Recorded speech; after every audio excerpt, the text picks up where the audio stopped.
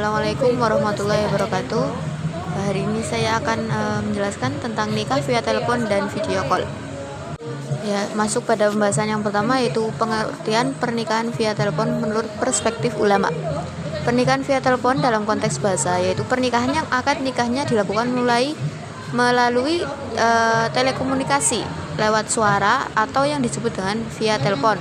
Secara istilah umumnya bahwa pernikahan via telepon merupakan pernikahan yang dilakukan oleh sebagian orang yang memungkinkan untuk melaksanakan pernikahan dan yang berada dalam keadaan jarak jauh, di mana sebagian dari syarat dan rukun dalam pernikahan yang tidak bisa dilaksanakan sesuai hukum yang ada.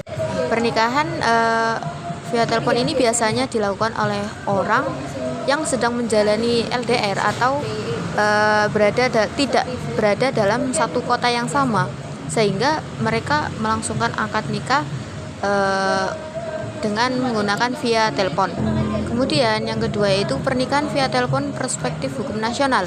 Nah, para ulama sepakat bahwa pernikahan dianggap sah jika memenuhi syarat-syarat dan rukun yang telah ditetapkan. Berbeda dengan perspektif fikih terdahulu, Undang-Undang Nomor 1 Tahun 1974 tentang perkawinan tidak membahas adanya rukun perkawinan.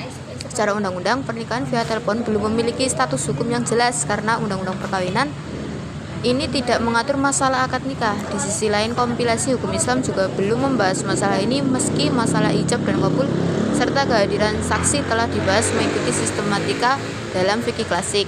Menurut hukum nasional ini belum ditetapkan atau tidak ada hukum yang berlaku karena belum ada undang-undang yang mengatur.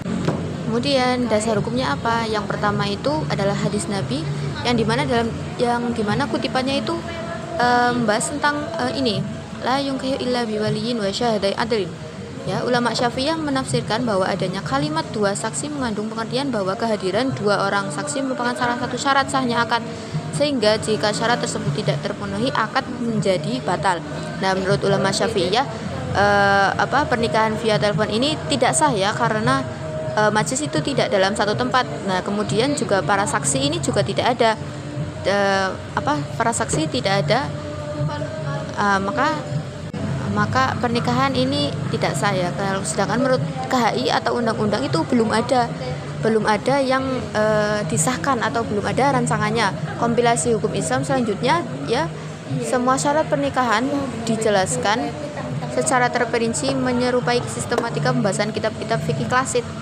Nah ya, berarti kalau misalkan fikih klasik tidak memperbolehkan, maka KHI di sini juga tidak memperbolehkan adanya pernikahan via telepon atau video call.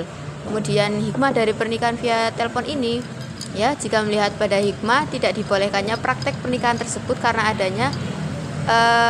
adanya kehati-hatian dengan menggunakan pendekatan zaddu zorai.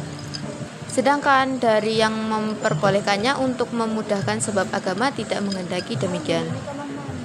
Demikian pembahasan dari saya. Terima kasih. Assalamualaikum warahmatullahi wabarakatuh.